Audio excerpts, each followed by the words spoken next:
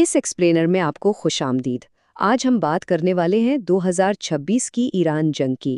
ہم دیکھیں گے کہ آخر یہ سب شروع کہاں سے ہوا اور کیسے اس ایک تصادم نے پوری دنیا کی اکانومی کو ہلا کر رکھ دیا ہے۔ یہ کوئی عام واقعہ نہیں ہے، اس کے اثرات بہت دور تک پھیلے ہوئے ہیں۔ اچھا، اس کی شدت کا اندازہ لگانے کے لیے ذرا اس نمبر پر غور کریں۔ صرف پہلے 24 گھنٹوں میں، جی ہاں، صرف ایک دن میں اسرائیل کی طرف سے 1200 سے زیادہ بم گرائے گئے۔ یعنی یہ کوئی چھوٹی موٹی ملٹری سٹرائک نہیں تھی، بلکہ ایک بہت ہی بڑے پیمانے کا حملہ تھا جس نے سب کچھ بدل کر رکھ دیا۔ اس پورے کرائسس کو ٹھیک سے سمجھنے کے لیے ہم اسے ان 5 حصوں میں بانٹیں گے۔ پہلا، جنگ کا آغاز۔ دوسرا، اس کے پیچھے کی اسٹریٹجیز۔ تیسرا، لبنان میں پھیلتی ہوئی کشیدگی۔ چوتھا، دنیا پر آنے والا شدید معاشی جھٹکا۔ اور آخر میں موجودہ سیز فائر اور ناکہ بندی کی صورتحال۔ تو چلیے سب سے پہلے بات کرتے ہیں پہلے مرحلے کی، جنگ کا آغاز آخر کیسے ہوا۔ 28 فروری 2026 کے وہ شروعاتی چند دن واقعی دماغ گھمانے والے تھے۔ اچانک ہونے والے جوائنٹ ایئر سٹرائک سے بات شروع ہوئی، پھر سپریم لیڈر کی موت، اور دیکھتے ہی دیکھتے 2 مارچ کو آبنائے ہرمز یعنی اسٹریٹ آف ہرمز بند کر دی گئی۔ ان چند دنوں نے مڈل ایسٹ کا نقشہ ہی بدل کر رکھ دیا۔ اگر ان آپریشنز کی بات کریں تو امریکی صدر ٹرمپ اور اسرائیلی وزیراعظم نیتن یاہو نے اچانک حملوں کا آرڈر دیا۔ امریکہ نے اسے آپریشن ایپک فیوری اور اسرائیل نے آپریشن رورنگ لائن کا نام دیا۔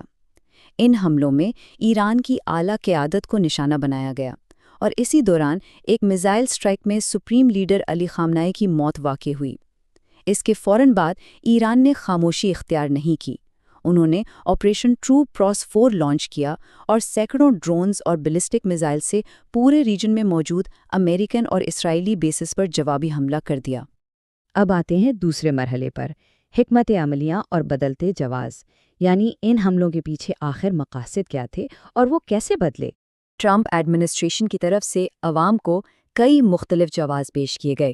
شروع میں کہا گیا کہ یہ کسی فوری خطرے کو روکنے کے لیے تھا، لیکن پھر بیان بدلا اور سیدھا رجیم چینج یعنی حکومت تبدیل کرنے کی بات ہونے لگی۔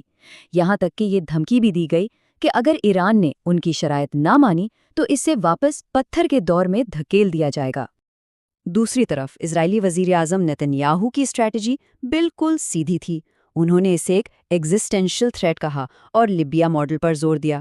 ان کا اصل مقصد تھا ایران کو مکمل طور پر ڈی ویپنائز کرنا اور جتنے بھی انڈر گراؤنڈ نیوکلیئر سائٹس ہیں انہیں جڑ سے اکھاڑ پھینکنا۔ لیکن ٹھہریے، یہاں ایک بہت حیران کن تضاد ہے۔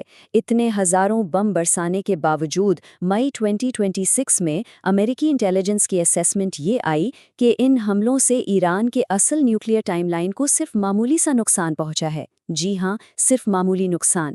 حقیقت یہ ہے کہ ایران اب بھی نیوکلیئر بم بنانے سے تقریباً 1 سال کی دوری پر ہی ہے۔ تو اتنے بڑے ملٹری آپریشن کا اصل نتیجہ کیا نکلا؟ یہ واقعی سوچنے کی بات ہے۔ اب چلتے ہیں تیسرے مرحلے کی طرف، لبنان میں علاقائی کشیدگی۔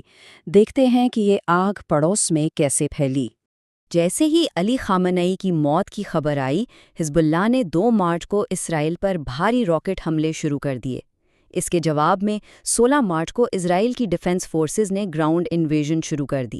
انہوں نے دھنس کر جنوبی لبنان میں انٹری لی تاکہ عسکریت پسندوں کو دریائے لیتانی کے اس پار دھکیل کر اپنا ایک فارورڈ ڈیفنس ایریا بنا سکیں۔ اس سب نے لبنان کے اندر ایک عجیب سا سیاسی بحران پیدا کر دیا۔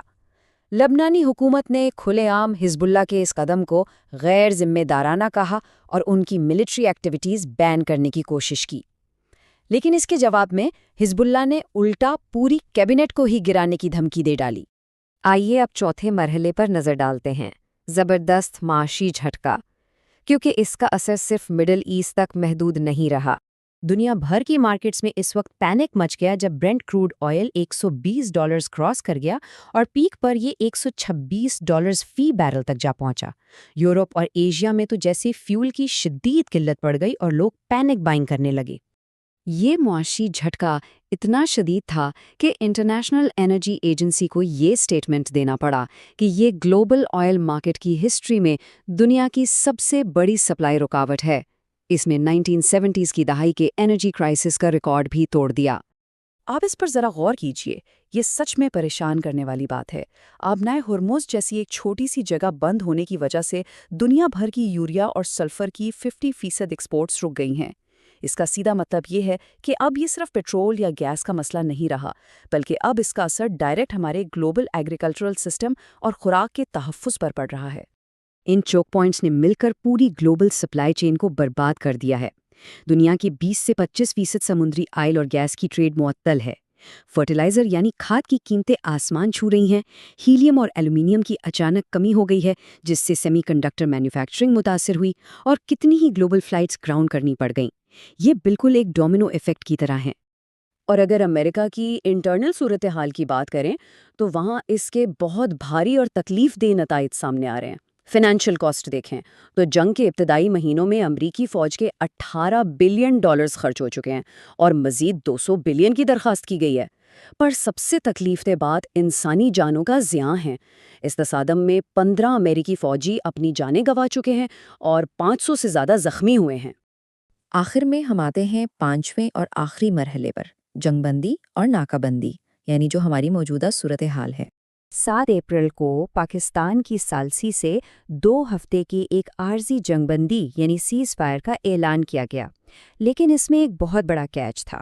اسرائیل نے کلیئر کر دیا کہ یہ ٹروس لبنان میں ان کے آپریشنز پر اپلائی نہیں ہوتا، تو یہ سیز فائر پہلے دن سے ہی بہت کمزور اور فریجائل تھی۔ تو اب سٹیٹس کیا ہے؟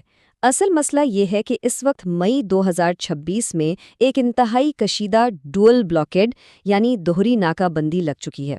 ایک طرف امریکی نیوی ایرانی بندرگاہوں کو بلاک کیے ہوئے ہیں، تو دوسری طرف ایران خلیج فارس سے گزرنے والی ٹریفک کو روک رہا ہے۔